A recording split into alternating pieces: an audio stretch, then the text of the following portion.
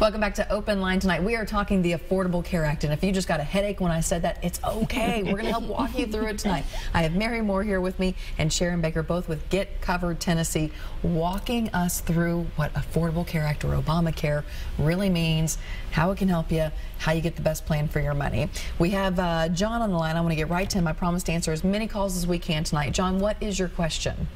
My question is, hon, I ain't got no insurance, no whatsoever, and I got back problems, real big back problems, and I got 60% of my stomach taken out back in the 90s, and I'm still having problems, but I ain't got no insurance. I've been going to Meharry when I need to go, and I want to know where can I get insurance, but I work here and there when my health lets me.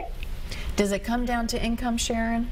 It truly does. Income and household size. Is he disabled? I could rake and scrape to keep my bills paid, you know, and live. John, let me just ask you, so we can answer your question about where you can get insurance.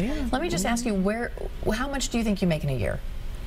Honey, I do good to make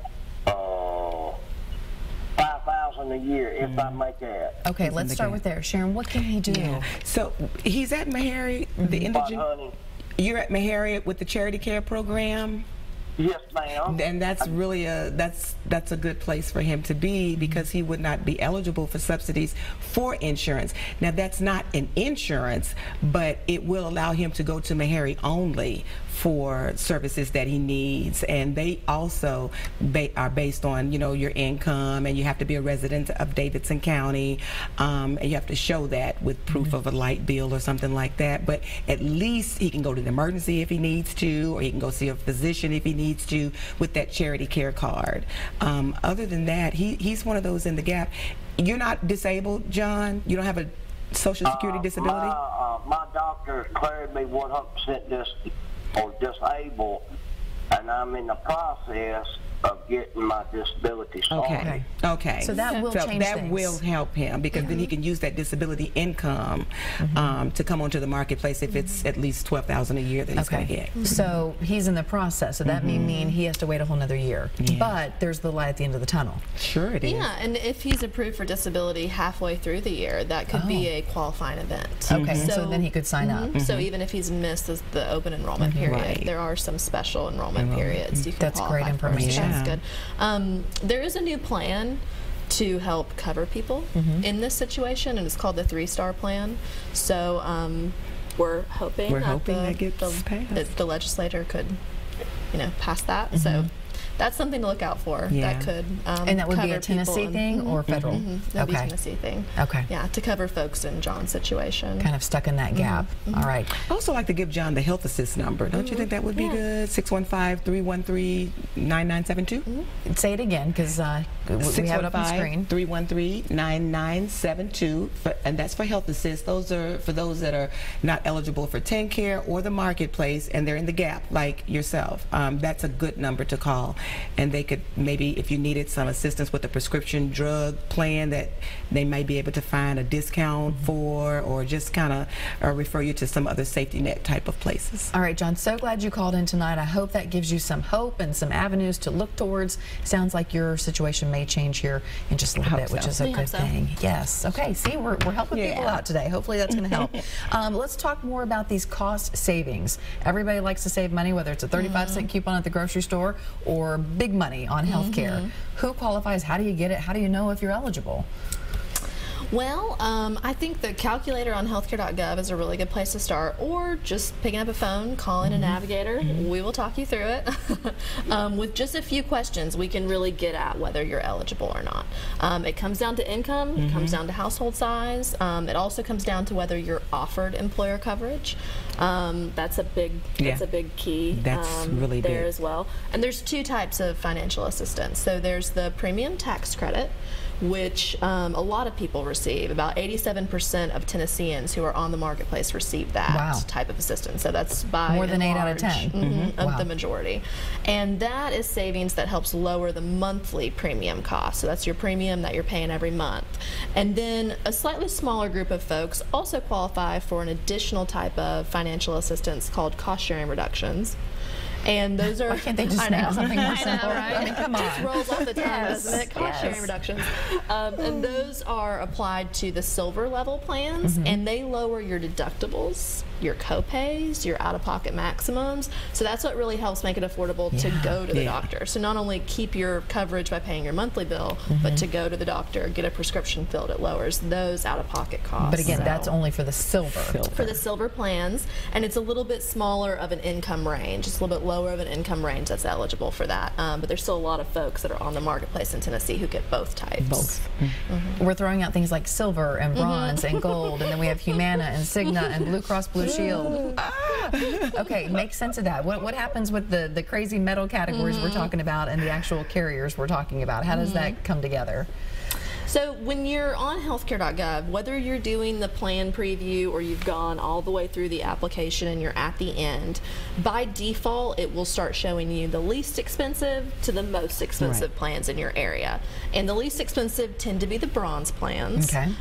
There's 4 metal tiers. There's bronze, silver, gold, and platinum.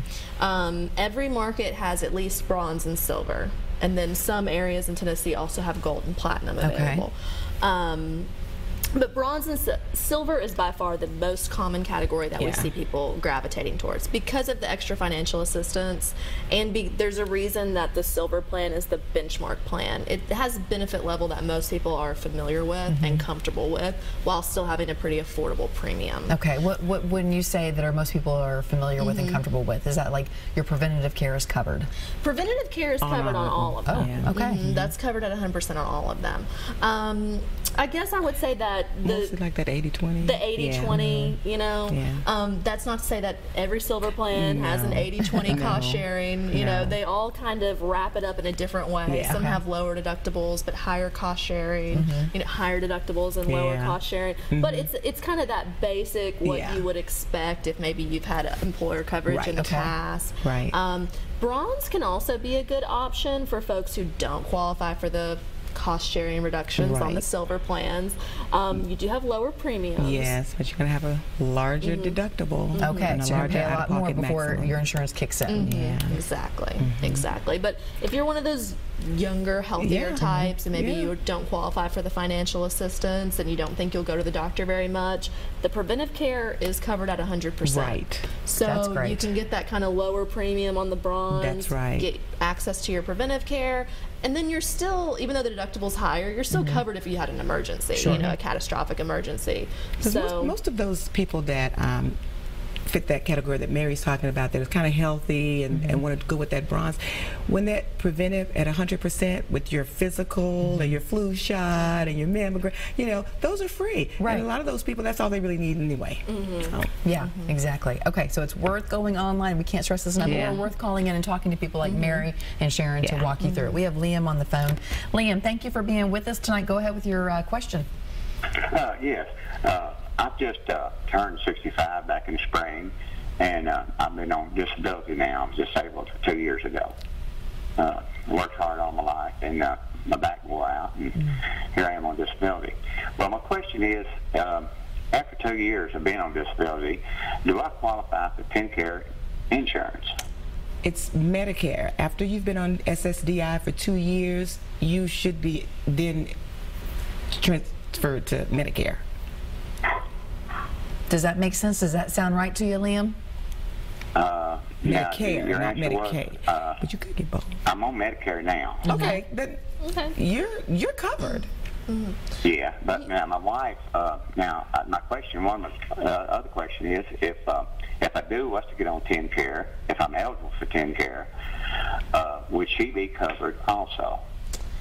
So it is by individual to see if you're eligible. There are some folks who are eligible for Medicare and TennCare. We would suggest that you reach out to SHIP which is the state health insurance program, and they have Medicare counselors that can get with you to see if maybe you might be eligible. We don't have that number on the screen.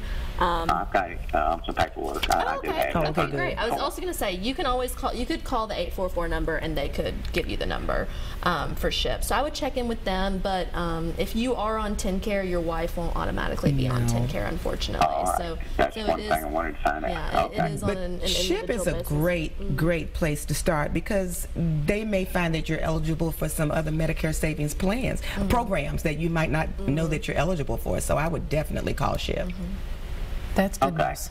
Liam, thank you for being with us tonight. It's so good to talk to you, and it sounds like that no matter who you are, no matter how much you make, no matter what conditions you have, once a year it's good to pick up the phone and say, what's changed? And here's my circumstances.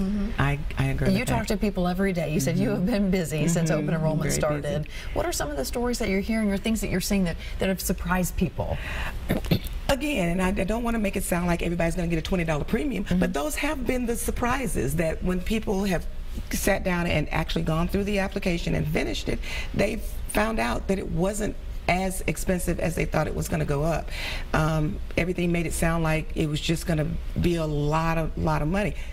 The ones that I have had, now I'm not going to say that I won't have some that will surprise me and they really astronomically went up, but the ones that I've worked with over the past week, they've been very pleasantly surprised that they didn't go up as much as they thought it was going to go up. That is fantastic. Mary, can you have anything to add to that? Yeah, I think I would. I think we've seen a lot of people coming out really early in the open enrollment season this year. You know, I think a lot of people do tend to procrastinate a bit and maybe wait until closer to December 15th or maybe till the very end, till January 31st. But this year, and I think it's because of all the changes that we've had in the marketplace, and there's a little level of anxiety. And the silver lining to that is that it's encouraging more people to get in-person help and to really talk to somebody local about their options, which is leading them to be pleasantly surprised, and it's keeping us busy, which is good. So that is good. So it's good news. Monique, I know you're on the line. We're going to take a quick commercial break. When we come back, straight to your call. So stay where you are. Stay with us.